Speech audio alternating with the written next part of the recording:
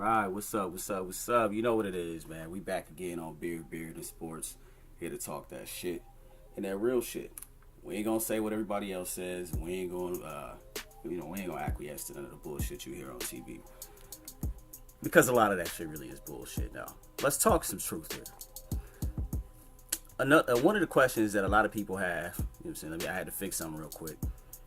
Or had a debate over in 2017, and it'll probably continue into 2018, is sports and politics. We at Beard, you know what I'm saying, at Beard and Sports, we might talk a little bit of politics as it involves sports. The reason why is because we can't sit here and bullshit in front like politics and sports don't combine. The only time owners and referees and so-called fans want to do that is when somebody black is talking about politics and they happen to be an athlete. When your favorite athlete is bringing something complicated into the game. Sports has always been hand in hand a bit with politics. I mean, for a long time, sports was used for diplomacy. What do you think the Olympics is? The Olympics isn't just the games. It's politics. It's diplomacy. There's been times like during apartheid where countries have been shut out of the Olympics because of their humanitarian violations. It's odd because nearly every country violates human beings. But a group of countries can get together and say, hey, you're not allowed to join the games because you treat your people like this while treating their people, their minorities in their country the same way. But that's been going on for years and years. Sports has always went as a part of politics. And there's been drum ups, like literal wars. If you look at how serious, like go back to 69, El Salvador and Honduras, the tensions between them over soccer. And they already had tensions right there along their borders. And then it bubbled up into a war. So it was like soccer wars, riots at the fights. And while they're fighting a real, legit war. I mean, it doesn't take much to see how FIFA teams fight amongst each other.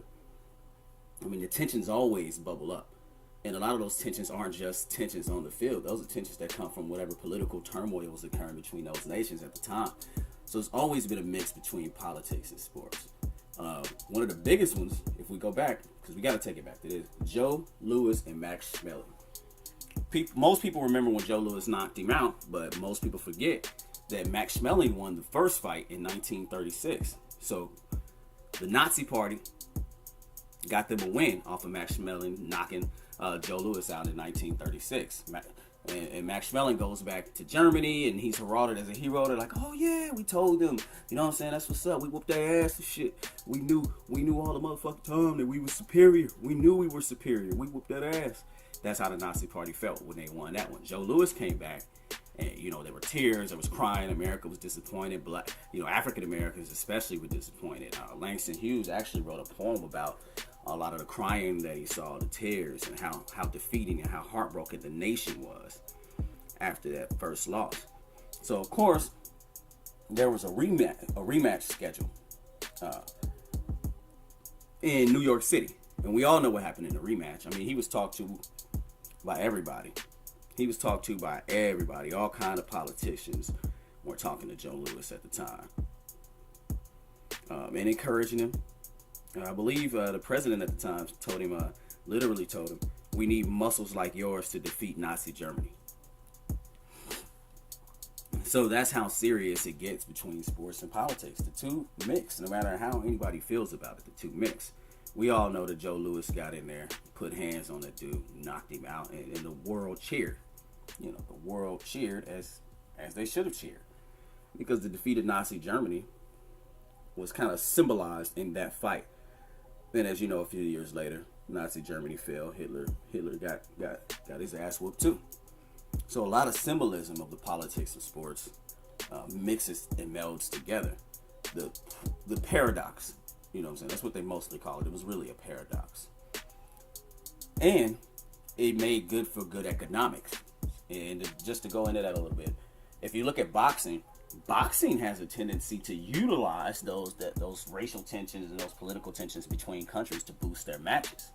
The Irishman versus the Englishman, things of that nature. Even this last fight, Mayweather versus Conor McGregor, it was a ridiculous fight, right? It makes no sense. Here you have not even an amateur boxer and Conor McGregor fighting one of the greatest, arguably the greatest ever boxers.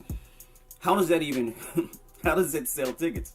Well, it sold tickets off of McGregor using his accent to sound more Irish, less American, saying a few racial slurs here and there, calling him boy and telling him dance for me. And it's sold by Mayweather being who Mayweather is. And here you have one of the probably the largest fight ever, where players take home, or I'm sorry, boxers took home hundreds of millions of dollars. So if they took home hundreds of millions, imagine what the gate and the pay-per-view look like.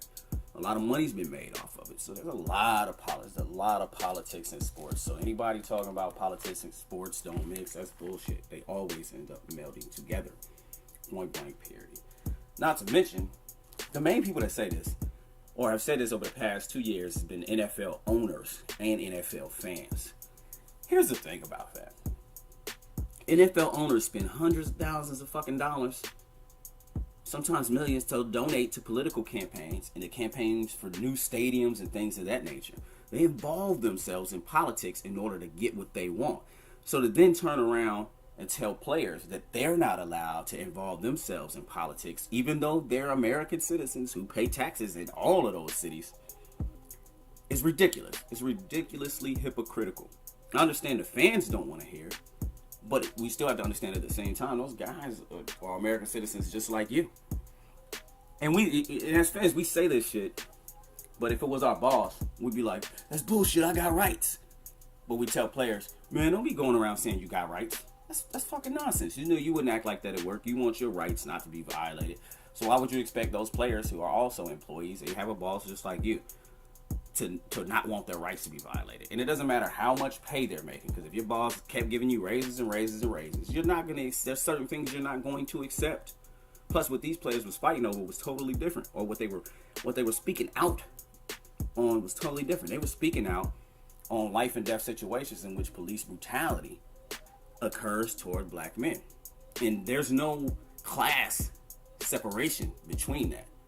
I mean, we've seen there's countless numbers of black men and black women who were attacked by police that were poor, and there are some who were rich and wealthy. Stephalosha, NBA player for the Hawks, had his leg broken by the police for no reason whatsoever. They attacked this man at his own car. So to tell these guys they don't have a right to fight, look, money's not going to change when the cops are in front of you and the gun is at you. There ain't enough money in the world to stop a bullet once it's fired at you. So they have the right to life, and they have the right to speak up for those who can't speak for themselves, and to use that power to speak power. Now, that's sports and politics clearly mix. If owners can pay politicians to get what they want, then most certainly players can protest to get what they deserve as American citizens. They have a right to that. It's nonsense to say otherwise. It's ridiculous. I gotta go on to another subject because this shit is funny to me. Everybody for years and years now has talked about Jason Whitlock. Well, I don't think anybody has truly studied Jason Whitlock. Like really looked at the guy and said, who is this guy? How has he become this person? How has he made his knots? How has he bumped himself up to this position? You hear stuff, especially in the black community, about this cat, calling him a Coon and things of that nature. But then you hear stuff from a lot of his superiors in the past have called him bold, brave, and courageous. I don't really rock with words like Coon, because I think it's too simple of a word to describe what he's doing. I mean, you could describe it as that, but he's not the only person who does that. He ain't the only person of any race or gender who does what he's doing. What he's doing is, it's like I would call it cowardice disguised as courage. That's what I would call it. Cowardice disguised. The reason why I call it that is because they're calling him brave because he's supposedly going against the norm whenever he shits on black leaders or black players. They call him brave. But the thing is, if you listen to his tone and what he says about the Tom Brady's and Bill Belichick's of the world versus what he'll say about the Cam Newtons and the LeBron Jameses of the world, it's a different tone. He ain't that bold, or else he would be putting everybody in the same category and talking about them in the same frame. When he talks about Tom Brady, he talks about Tom Brady's football. His football. He doesn't talk about Deflategate. He ain't even going there. I mean, let's keep it real. At no point is he going to say, yo, that's one of the most disgusting examples of cheating ever. It's one thing to drop the ball. It's one thing for a ref to make the wrong call. It's another thing to actually tamper with the equipment. That's disgusting. If you did that anywhere, you could, number one, you could hurt somebody. If you tampered with, say you was in bobsledding, you were tampering with the bobsled equipment for the other team. People would think that was disgusting. If you were in track and you took the soles out of your opponent's shoes before the match, people would think that was disgusting. So for me, I think it's whack the way he approaches it. The way he approaches it, I think is garbage. Oh, okay, I'll let those guys slide. At one point, he was talking about apologies. He was seriously talking about apologies. Like, not that Tom Brady should apologize to the NFL or the Patriots should apologize to the NFL for sneaking in people's huddles and tampering with equipment, but that the NFL should apologize for telling them, hey, dude, you can't tamper with people's equipment and you can't sneak into people's huddles. That's the type of... So how is that brave?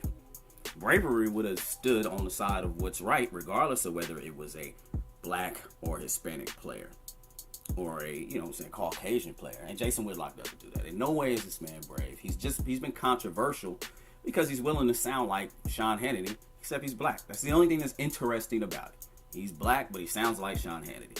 If he was Sean Hannity saying it, we wouldn't be interested at all. He'd just be Sean Hannity saying it. We might be interested in the beginning, like, How long has it been since anyone cared about Sean Hannity? Right, quite some time. Because after a while, you go, okay, it's an old conservative white dude. He's saying old conservative white dude things. And that's no disrespect to conservatives. But just that guy is him, so you get used to, okay, this is what Hannity's going to say. O'Reilly's going to say this again. It's pretty standard nonsense. Whatever. But when you put a Jason Whitlock up there to say the things that Hannity or these guys would say, you go, whoa, that's coming out of a different fucking package. That shit's interesting. He's like a fucking novelty item. He's like a novelty item. And it's not new. He's not new to being a fucking novelty item. He's always been a fucking novelty item. He was a novelty item when he was writing bullshit articles at the Kansas City Star. He was a novelty item then because he would say things like that then. He found himself talking reckless shit about Al Sharpton and guys who had nothing to do with fucking sports. And they were like, oh, that's a novelty item. This guy's entertaining. They gave him awards for that. They rewarded it. So that's what they do. They reinforce his novelty behavior that some would call cooning, but I don't like calling black people coons. I don't really rock with that word. It's just cowardice disguised. It's courage. He's a novelty. Listen to his actual analytics. Is there anything interesting analytics-wise? Does he analyze games well? Does he analyze players well? No. He sits there, listens to whatever the other two black guys or one black guy on the panel says and says, okay, cool, I gotta say the opposite so I can be the novelty. Rarely ever does he say. And then you get Colin sometimes saying, okay, well, let me be the opposite to Jason to make it interesting or whatever. And that's kind of how they run the show. It's interesting. It certainly is entertaining. But this guy's not to be taken serious at all. He's a fucking novelty. So I don't know why people even stress over him. So Jason Whitlock, man, I don't know why I keep listening to dudes like that. And anyway, if you don't want to hear nonsense like that, you don't want to hear novelties, you want to hear the real shit. Beard, beer, and sports. And by the way, I like that show. I'm just telling you, Jason Whitlock is used as an entertainment novelty. Don't take that guy so serious. He's always so angry. He looks like he's about to lose his chest every time somebody black gets $1. All right, ladies and gentlemen, that was episode 3 of Beard, Beer, and Sports. And we talk that real shit. Sports and politics do mix. They always have. Don't let them hustle you into thinking they don't. Peace.